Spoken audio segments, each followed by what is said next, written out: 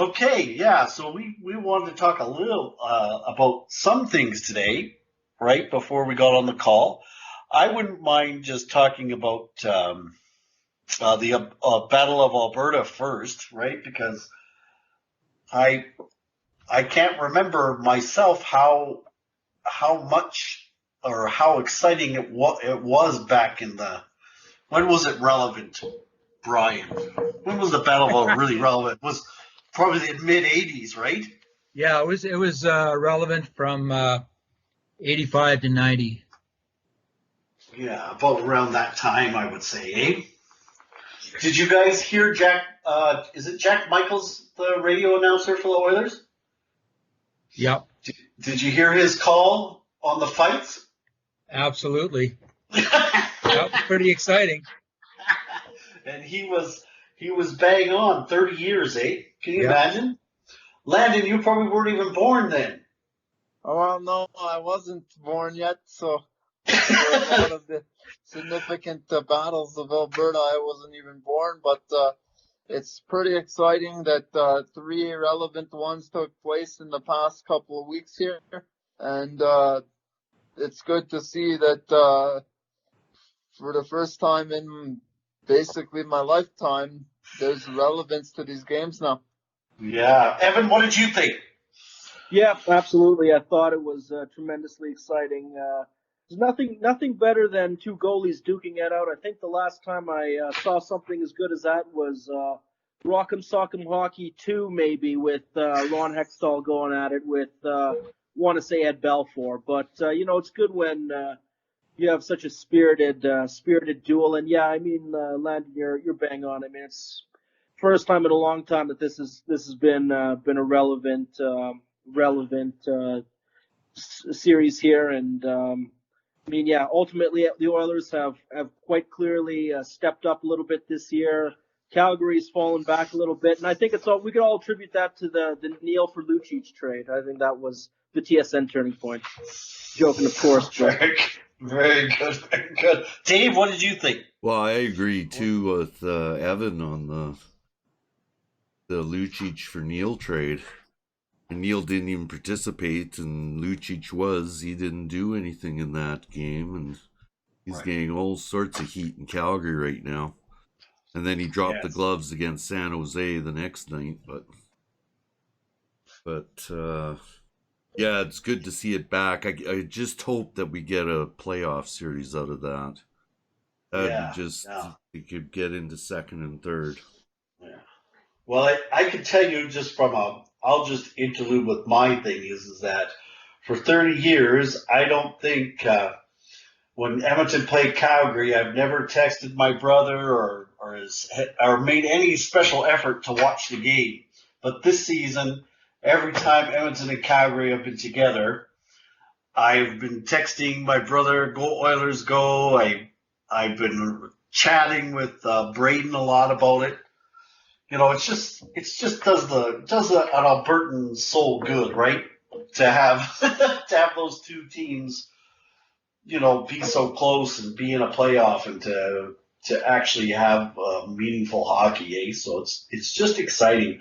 I feel bad for Lucic, to tell you the honest truth, because what was he supposed to do? Like, he just wasn't like, do you know what I mean? Besides getting off the ice and just skating and starting randomly hitting someone.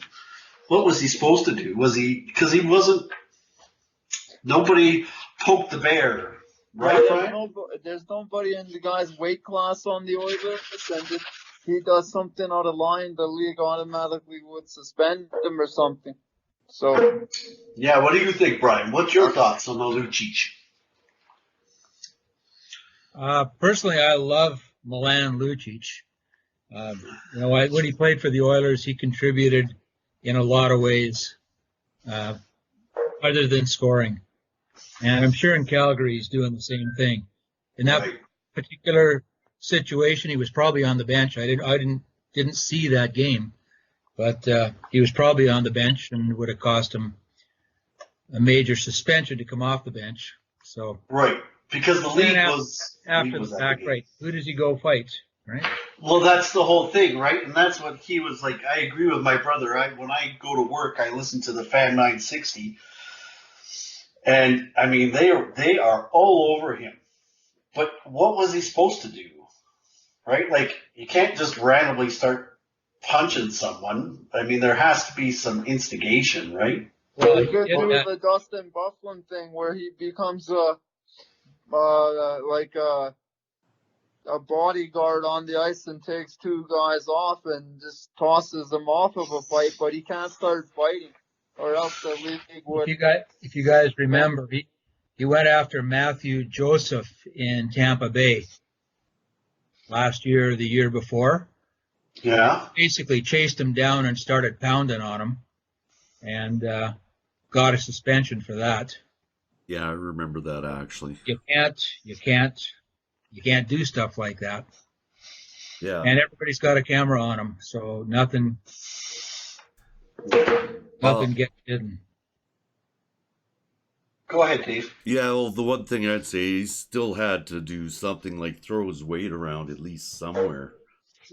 But unless he was behind the play all night, which that could have been something. But in my opinion, he's got to do something for his $6 million salary.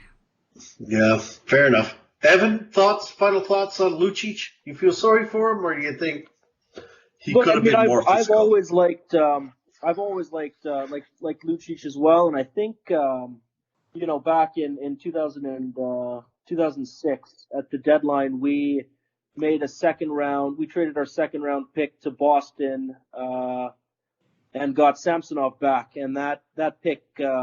Boston converted that into Milan Lucic, and I've always liked Lucic. I always felt that he would have been the perfect player for the Oilers. When Chiarelli signed him, I was happy. I was optimistic. I thought that he had a little bit more runway left than he actually did. I mean, the thing with him is that the guy's been a top line power forward, 30-30 guy is basically his entire career. Now, just because his legs are slowing down on him and his body's failing doesn't mean that because he's so big he needs to turn now into a goon, right? I just don't think that that's really in his mentality, right? So I do feel bad for him as well. So that's just finish by saying that. Yeah, fair enough. I think it's more the way the LA Kings have gone, where they, he was a big, heavy forward, and LA loaded up on those guys, won, and now they're obsolete. He can't skate good enough. Yeah, the game has converted to speed nowadays. Yeah. I'm sure you guys seen the video of Connor McDavid when he was like 12 years old saying that Milan Lucic would be his perfect winger if he could have one. There's a video of McDavid when he was younger on YouTube. Oh, I didn't know that. So even McDavid predicted when he was younger that Milan Lucic would be a perfect winger for him. And that is probably why Daryl Cates went out and secured Milan Lucic. Yeah. Well, at the time of the signing, I didn't think it was that bad. That's for sure. But I don't know if you, and I'm getting a little off topic, but I guess just some players, it just happens, right? They're a 30 goals or a 25 goal scorer, and then the next year they're a 5-goaler, right? I remember Darian Hatcher before the last lockout. He was a monster, right? Yeah. And then the lockout came, they changed the rules, and it was over for Darian Hatcher. He was never effective again because they took away the clutch to grab. Do you know what I mean? Yep. So I think Darian Hatcher is also 6'4" and he's a monster. 225 and strong as a bar. Oh yeah. Well, I he was think like even Milan Lucic would admit the rule changes to the game has affected his playing style. yeah. So. Oh yes. But he just seemed to lose his legs at some point. Like after that first year with the Oilers, it almost appears like he just lost the skating legs, right? But I don't blame Chiarelli for I didn't think the move at the time. I was very happy about it because we needed some grit, right? Yeah, I was happy about it. Yeah, we needed the grit, and I think that's the one thing that I talked to Dave about after the last game was it was just like we've been complaining for years and years about the Oilers not having any grit, and I think Cassian is kind of that new mold of hockey player you're looking for, right? Who can skate. Yeah, he can skate. He can be dangerous offensively, but he can also drop the gloves. And I think a very astute signing by Ken Holland to, what was the term on that, Cassian? 4 years. I think that's the perfect amount of time. Right? Basically, $2.2 million with $1 million signing bonus next year and the year after. Okay. And $2.3 million in the final year if they want to buy him out. Yeah. So it's just nice. A good signing at a good term. Yeah. No trade or no movement clauses. Oh, he did throw those in, eh? Yeah. A lot of people forget Cassian was the former first round pick Eighth by the overall. Buffalo Sabres. Eighth overall. Yes. And he's almost turning into what the Cassian we see today is the Cassian we anticipated 8 years ago. Yeah, when that original deal was made with Cody Hodgson, I actually thought those were two really good hockey players, Cody Hodgson and Zach Cassian. And Cody Hodgson's nowhere to be found nowadays, so Zach Cassian adjusted his game accordingly. Yeah, well, it doesn't hurt either. He's got a pretty good line mate. Guess what Cody Hodgson can't do? Skate. Fight. Skate or fight. Skate. Can I tell you an old time story? You bet. Going back to the Oilers and the Flames. Okay. Landon, this probably happened before you were born. Probably, Brian. The Flames had a tough guy named Tim Hunter. That's right. And the Oilers had a tough guy named Dave Semenko. And Hunter, this is 3/4 of the way through the game. Hunter was finishing a shift when Semenko jumped on the ice. Puck goes into the corner. Hunter goes in to get it. He's tired because his shift is almost over. Semenko's fresh. Semenko drops his gloves, charges into the corner, nails Hunter as hard as he can. As Hunter's bouncing off the boards from the check, Semenko's already punching him in the head. So that was old-time hockey. Yeah. There was no mercy. There was no give. Semenko didn't give Hunter a chance. He caught him at the end of a shift, nailed him, and then started punching him before Hunter had even bounced off the boards. Now, do you remember, Brian, if he got a game suspension or did he just get a 5-minute major, Semenko? Yeah, he got 5 minutes for fighting. There was no charging. There was no initiating the fight. There was no fight. But Hunter was a tough guy. So yeah, he was. He got some swings in. Yeah. One thing that bothers me about today's game is that you don't see one-on-one fights enough. If there is a confrontation, 5 guys happen to jump in a lot of the time nowadays. Like, there's almost like an attempt to injure. Like, if there's going to be a fight, there might as well be something suspendable about it. You guys not agree or disagree? I don't know. I don't see enough one-on-one fights anymore. I don't know, Evan. What do you think?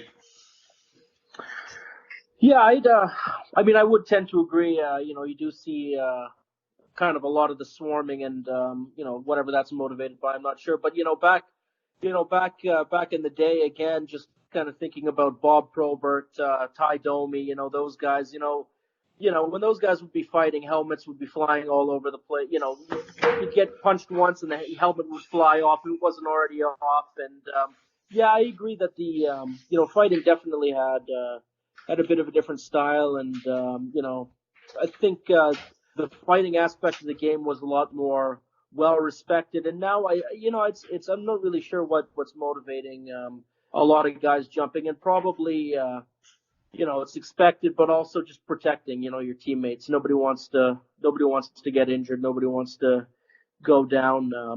Yeah, I think fighting. I mean, I believe that the intangibles that Cassian brings. I mean, yeah, it's great to have a guy that can be riding shotgun with McDavid, can keep up with him, can put the puck in the net from time to time. But you got a guy like that, and I mean the amount of energy that he brings to the game as well just really kind of rallies the troops as well. So glad to see having a guy like that on the Oilers. Remember back a few years ago, we had Steve McIntyre, fourth line guy, play maybe 5 or 6 minutes, only would come on to deal a bruising or start a fight. Much prefer the way that we have with Cassian right now. So. Oh yes. Dave, I'll give you the final word on the Calgary, Edmonton, Cassian, whatever.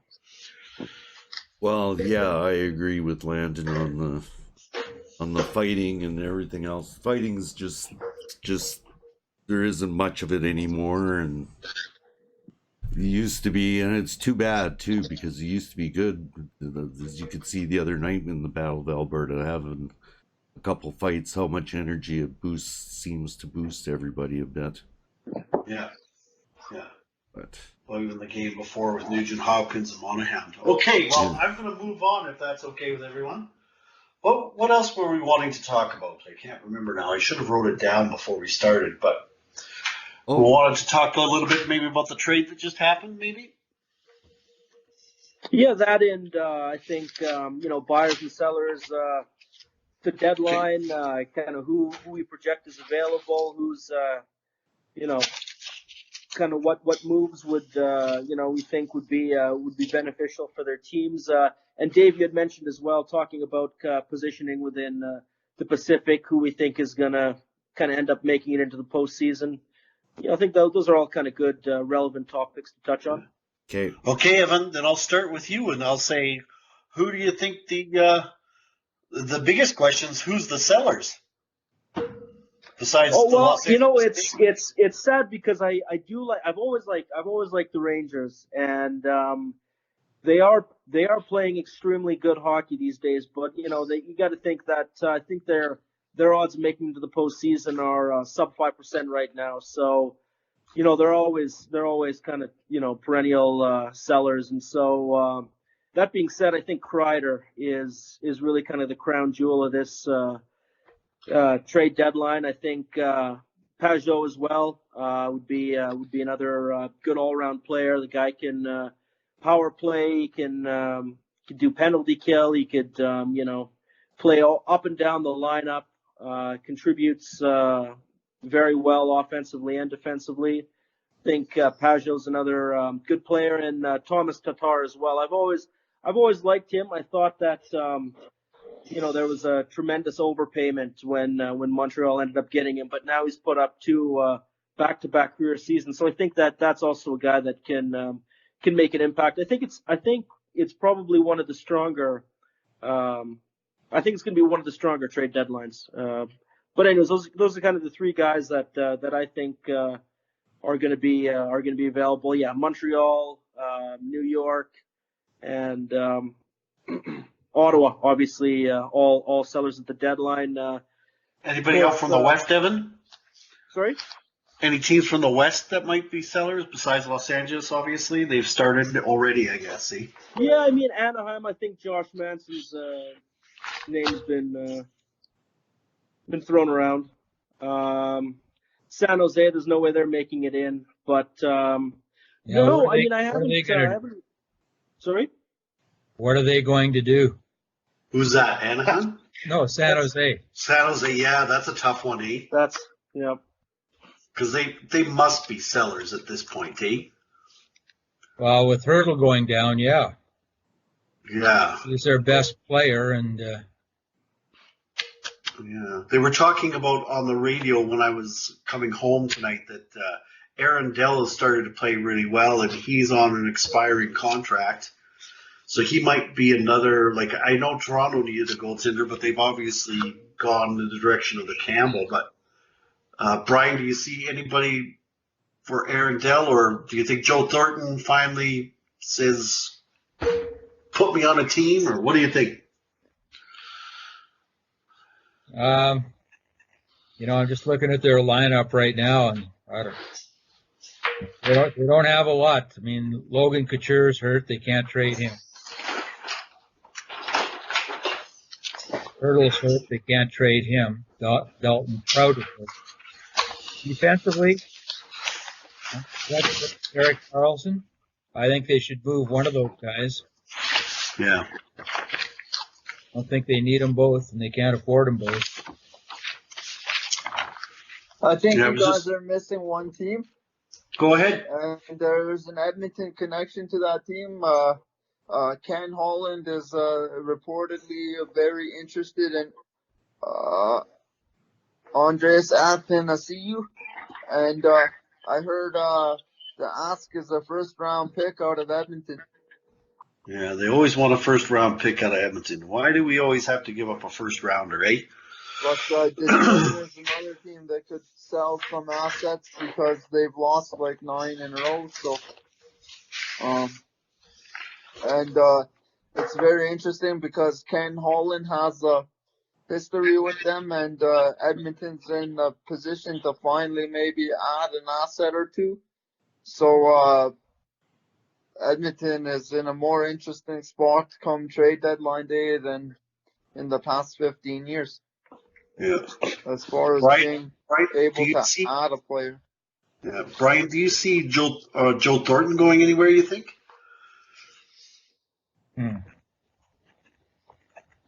No, I don't. And I think that's just a personal thing. I think he'll want to stay in San Jose. Like he got his 1500th point, and that's the way it'll end up for him.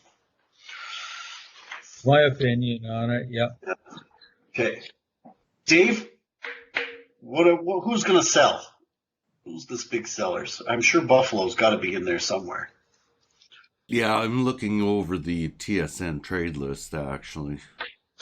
And I don't see anybody from Buffalo in the top 20. I do see Ilya Kovalchuk, though, out of Montreal. He's rated number 3.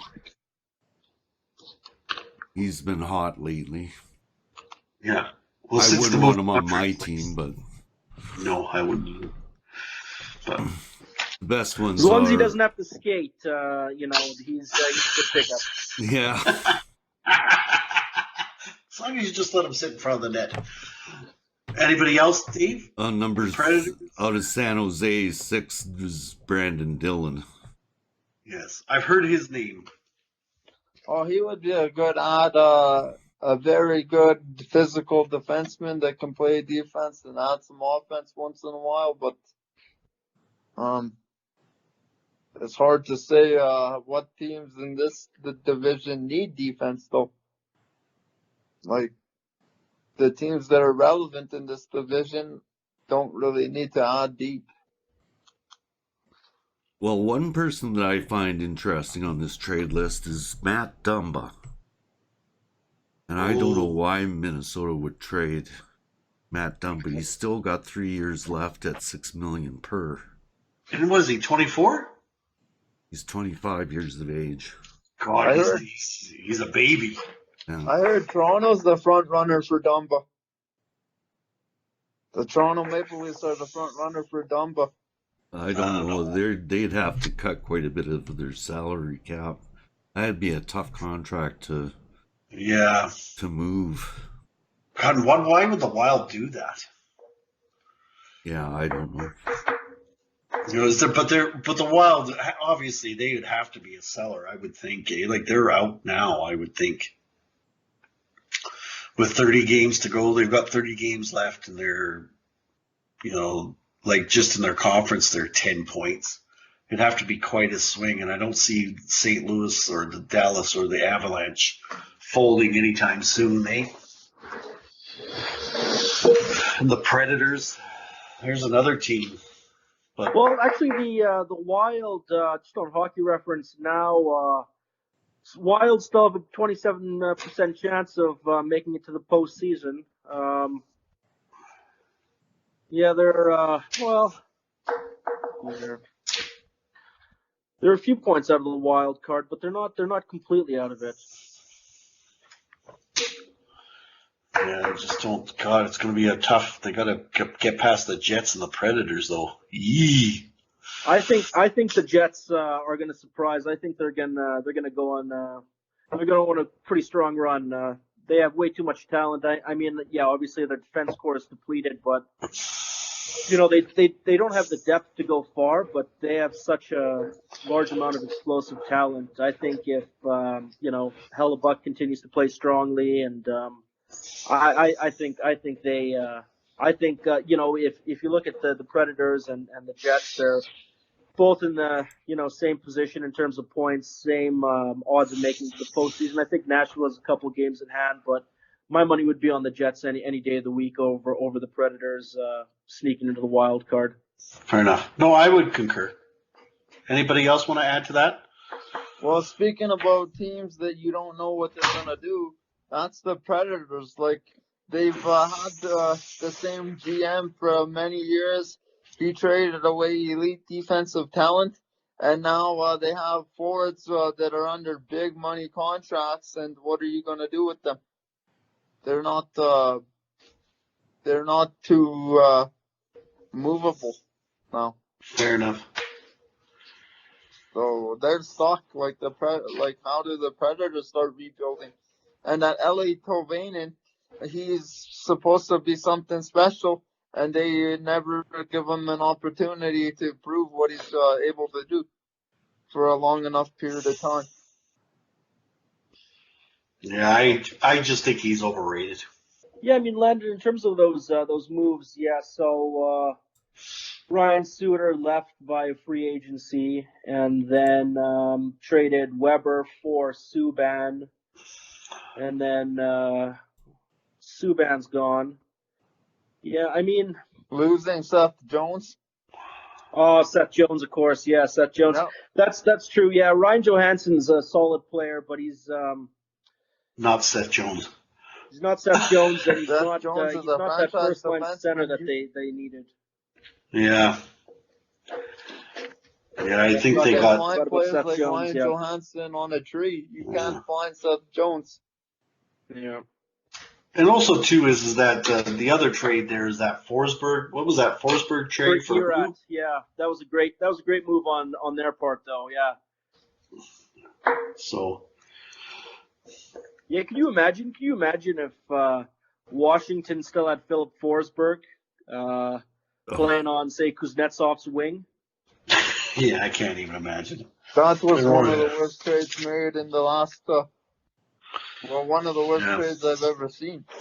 Okay, it's pretty easy because I was trying to think the other day is that we live in Alberta, so we listen to the hype, but. Is it time for Edmonton to add, or do they just say, "Listen, we'll keep the path as it is"? Like, I don't know, unless they get something that's of decent value, right? Because I think they added a guy like Athanasiou because he has the speed to keep up with the current speed around the team. Yeah, last year we were saying Edmonton was too slow. Now all of a sudden they're fast enough again. I don't know how that happens, but. I was just thinking if Edmonton needed to acquire anything, it would be not an offensive defenseman, but another big brooder in the back end. What do you think, Kevin? Yeah, well, I mean, my perspective would be that out of all the players we've talked about so far, I would say that I like Pajot the best. If we could have him on the third line as kind of an all-around utility player.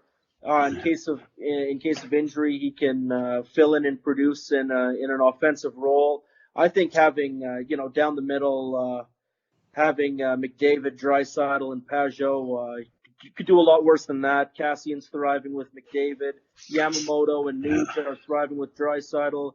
Having Pajot on the third line gives us some other options as well and improves our depth.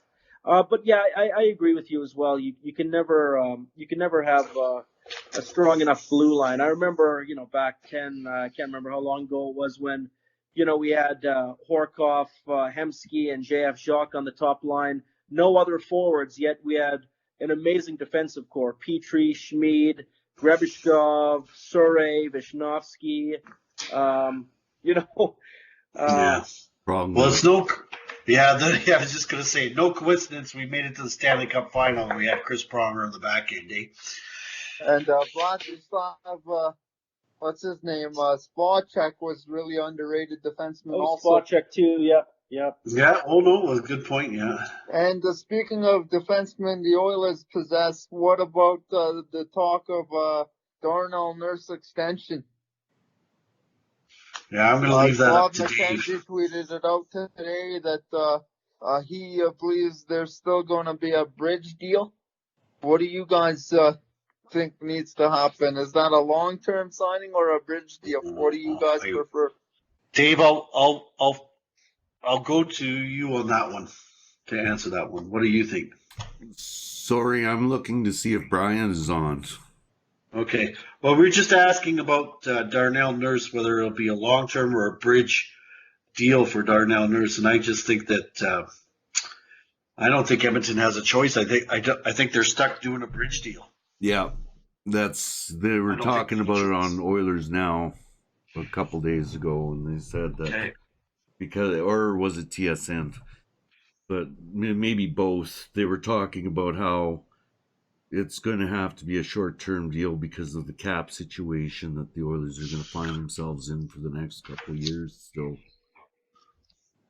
Yeah. So, I think, Landon, I think they would love to wrap him up for 8 years at good value, but I just don't think the math works. Well, that's what I'm asking is what is his value to you guys? Like, what is his AAV in your mind? Oh, gosh. Good question. I don't know. Evan, you got thoughts on that?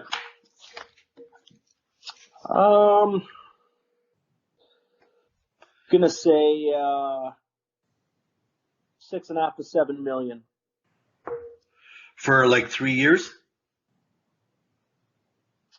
Yeah, I'd be happy. I'd be happy if we, did 3 or 4 years at something like that.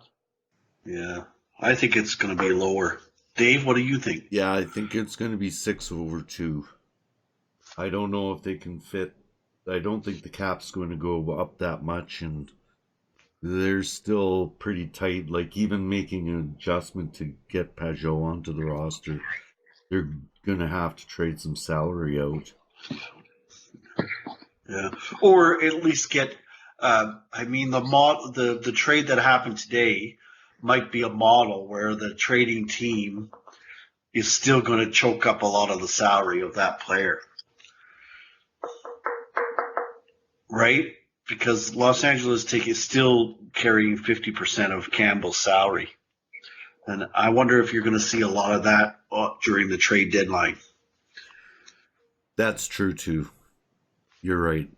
They could retain some Pajot salary. Yeah, because as long as the price is right, Evan? Like that's right. Like if they can get them at even 75 cents at the dollar or 60 cents at the dollar, if they can get Ottawa to. But I think a lot of teams that are selling are going to have to retain a lot of these guys' salaries, like a portion. I'd be shocked.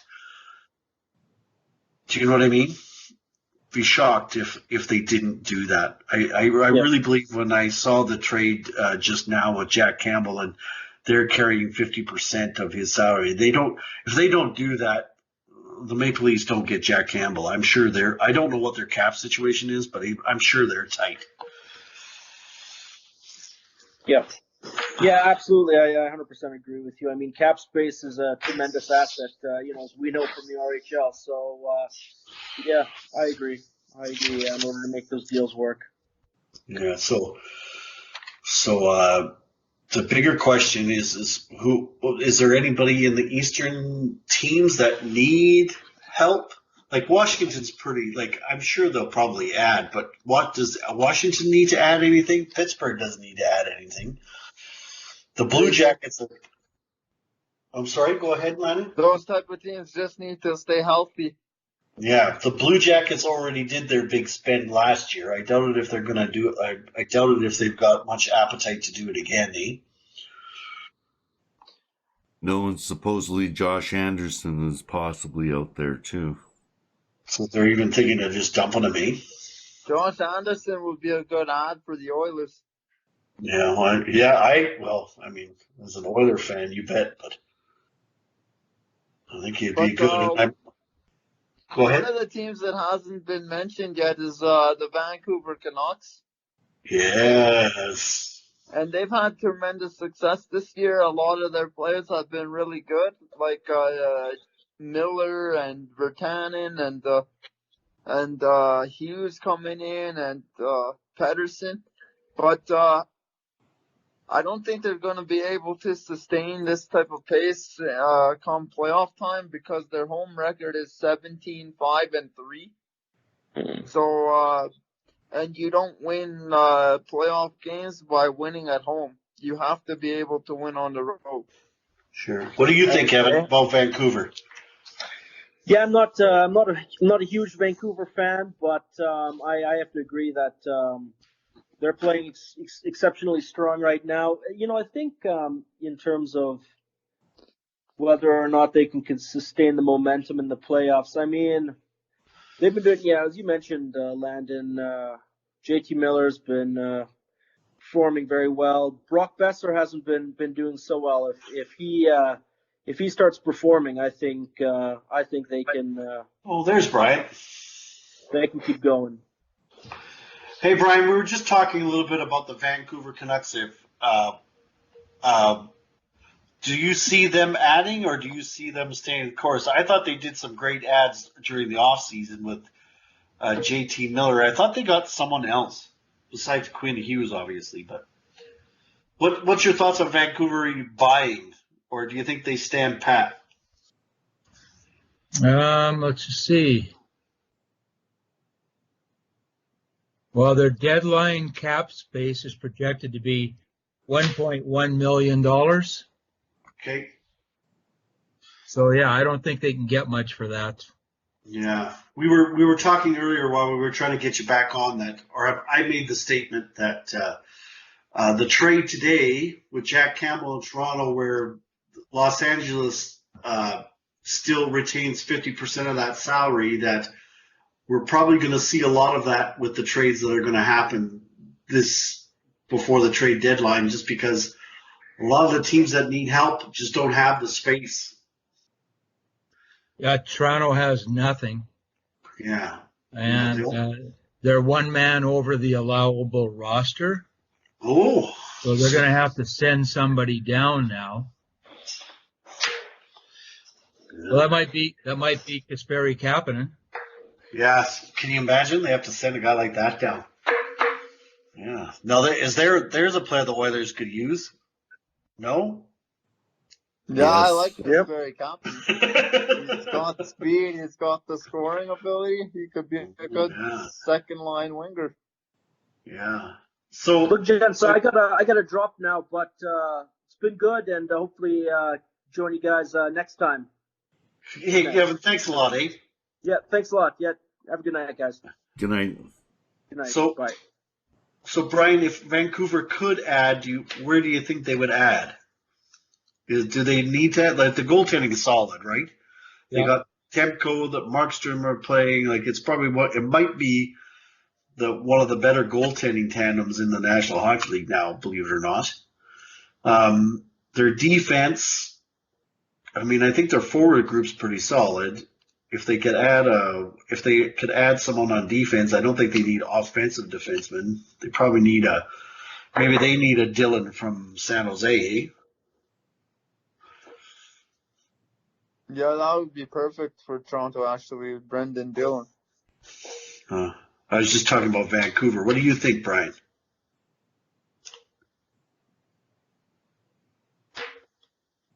I don't know if Brian's here.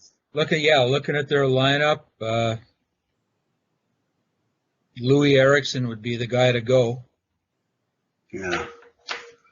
But I think he's got a no trade, no movement clause, Okay. so they'd have to send him down.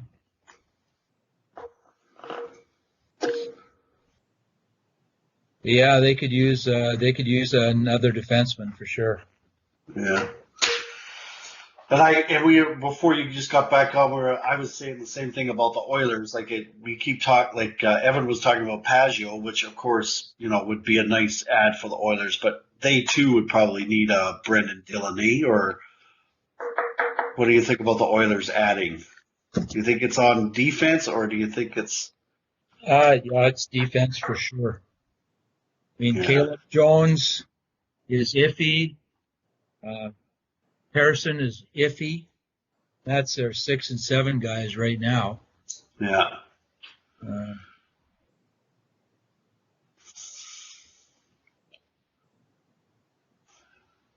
Yeah, definitely. Well, Definitely Yeah. defense, and I think you'll see some good moves in the summer as well. Yeah. Yeah, we touched a little bit on the fact that Darnell Nurse, or Landon brought up the great question is that Darnell Nurse is, what's the length of contract do you think Darnell Nurse, there's going to be I'm assuming there will be some effort to resign or to sign him. Do you think it's just a bridge contract for 2 years, or do you think it's a long term? I think the Oilers will try to get him long term. You do think that, eh? I think that, yeah. Okay. Dave, what about Vancouver for you? Yeah, Vancouver, they've done a lot of good moves.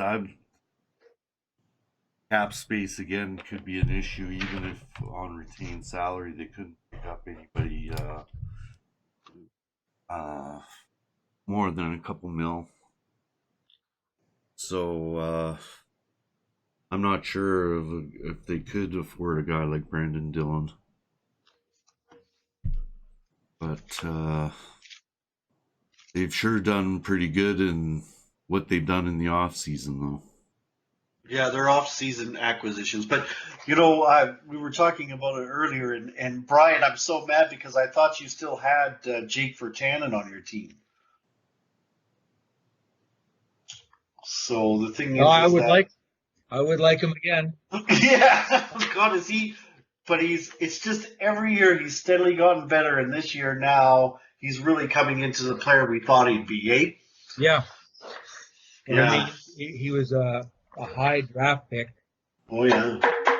Well, at that first rounder, and yeah, it just took him a while. Yeah.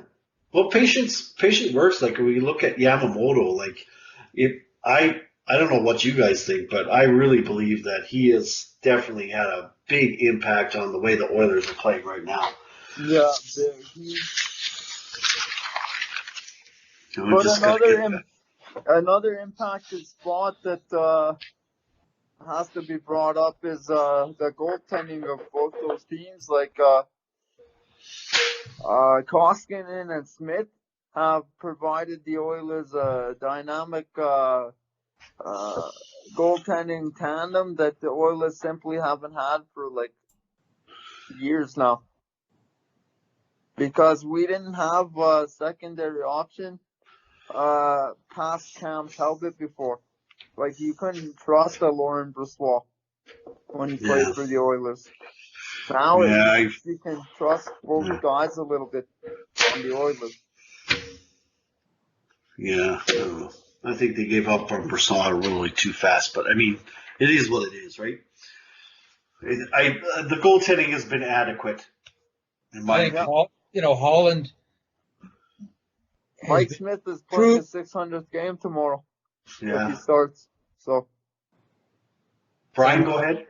Ken Holland's been proved right in his decision to get veteran guys on the bottom six, and obviously Mike Smith in goal. Yeah. Well, I don't. Yeah. Yes. Oh, yes. It doesn't take the right man, as we learned here in Lethbridge with the Hurricanes. Once you get the right person in, who understands what to do, it doesn't really take him that long. Yeah. Well, yeah, the Hurricanes have had a fantastic turnaround. Yeah. And it's ever since Anholt has come in here, Brian, he's changed, like he's just, ever since he, like within the first year, took him 3 months, Yeah. right? and they've been solid, like for the last 4 years. And I wonder about the same thing about Kenny Holland, right? He gets Dave Tippett, but he adds those players you were just mentioning. Archibald Wright, is it Sheehan? Yep, Yeah. Riley Sheehan. And then what he does is Gaetan Haas has not been a bad pickup. No, he got veteran guys from Europe. Yeah, that's what he did. So he got guys that were in their mid to late 20s that had played pro hockey for half a dozen years that could accept their role. Yeah. And he got to pay him only $1 million a year. Yeah. Right? Yeah, low risk, you know. Yeah. And then, fortunately, our buddy Jay has been proved wrong Yes. because he said Yamamoto was a lazy little fucker that thought that he was due a spot in the NHL and wasn't prepared to work for it. Yeah, well, that's So far, Jay's been wrong. yeah. The thing is that again, patience on the Oilers' part to let Yamamoto become a professional, and then when he's ready, you bring him up, and he is definitely, I believe, the last 12 games, and he has definitely created. We now have 2 lines, right? Yep. And he's a big reason why we have the 2 lines. And Ken Holland's MO is patience. He's had patience his whole career. Oh, yes. With Detroit, and so he'll be even more patient with the current guys in the system that he actually drafted. Yeah, and that's why I don't think you'll see a deal at the trade deadline for the Oilers unless they can add a depth, like a depth defenseman for cheap. Like I think he's just like there's just no I don't know what the reason would be to add a big name player unless it fits under the cap, right? But Dave, what do you think? Yeah, I don't see much moves happening. No, not on the Oilers side of things. And to tell you the truth, I'm not sure if they don't have, with their defense coming up, with Broberg in a couple years, and they got Evan Bouchard, who I guess is doing pretty good on a mediocre hockey team in Bakersfield. They feel Stauffer and David Staples have mentioned that because they've got the AHL TV and they watch him play on a consistent basis, and they're saying that he's going to be needing some room for next year on the roster. Yeah. Sam Marukov is good too. And Samorukov is getting seasoned down there, and yes, so that's the trick. I think their lack of forwards is going to, like right now, the weakest link is probably Russell. Yes. Just a question for you guys. What do you think of Adam Larson getting moved before the trade deadline and William Lagesson taking his place? That depends what the Go ahead, what Len. the value for Larson is. Yeah. What's his value? Well, it's not Taylor Hall.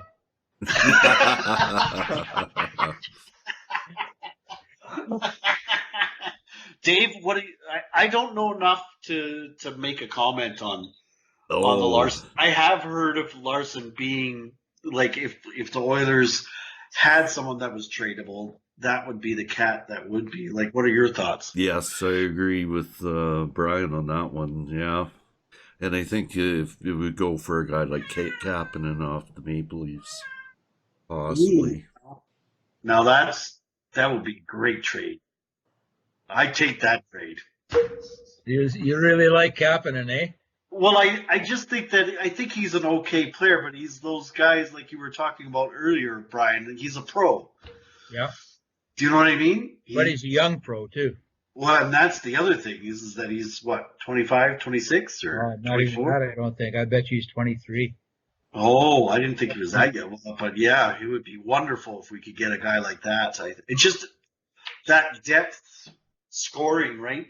And he has the professionalism side of things from his dad being around the NHL for a whole bunch of years. Yeah. So that's another thing you have to consider. When these people grow up in the environment, they learn how to adapt to it quicker than somebody that hasn't been around the fame. I think there's a lot of validity in what you say because we look at Keith Tkachuk and Brady Tkachuk, or I'm sorry, it's not Keith, I'm sorry. The Tkachuk brothers, they clearly were professionals even before they hit the scene. Yeah, and that was one of the major sore spots from the Oilers, going up to get Pula Jarvi instead of Matthew Tkachuk. So Yeah. that type of move in itself kind of set our franchise back, going with Pula over Tkachuk. Yeah. And then making trades like Reinhart for. Yeah, Reinhart for those two draft picks that turned into Barzell and Anthony Beauvillier. Yeah. And how about we got Brent Gretzky, and I think he's the guy that drafted Jacob Zaboral and Zach Senyshyn and Jake DeBrusk all in front of Matthew Barzell and Anthony Beauvillier. Yeah. And Thomas Chabot. Yeah. But I would He's still with us. I would rather have Jacob DeBrusk than Pula Jarvi, though. No question. So, Yeah, no doubt.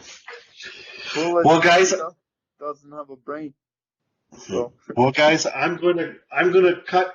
to think the game. I'm gonna say we're gonna cut off the recording, Dave, because we're probably how many minutes have we recorded? We are at the 52-minute mark. 53 minutes.